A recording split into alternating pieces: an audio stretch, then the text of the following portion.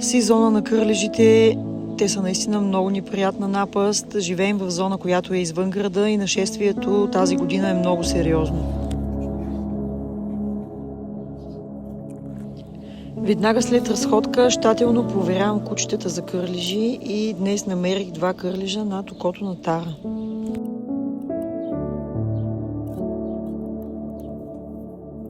Ето сега ще ви покажа. Първата стъпка е с тази щипка да отстраним кърлежа.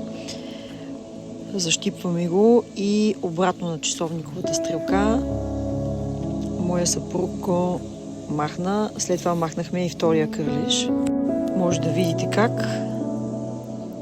Защипва се.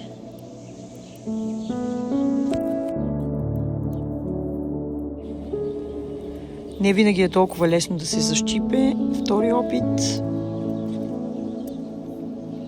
И се върти обратно по посока на часовниковата стрелка. Следващата стъпка е да почистя мястото с колоидно сребро, Collodial Silver. Тарчето е супер добра и ми позволява да извършвам всички тези процедури.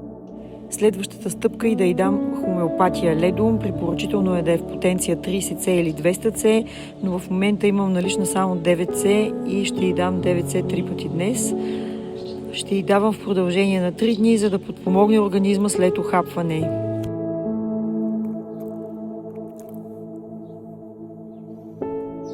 Все още се умявам да се справя с кърлежите. Първо, винаги след разходка минавам кучето с такъв ролер.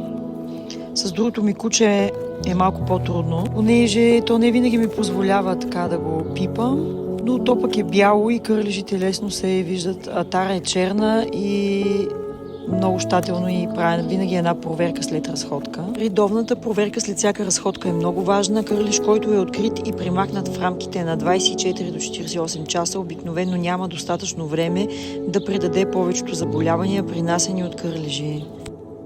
Така няколко пъти на ден напръсквам кучетата с този домашно приготвен спрей. Лично аз съм решила да не третирам животните с химикали, но не агитирам никой да го прави. Аз съм се информирала доста добре по темата, консултирала съм се с холистични ветеринари и човек да вземе подобно решение трябва да бъде добре информиран. Тук нещата се случват малко по-трудно, обаче този път слушат.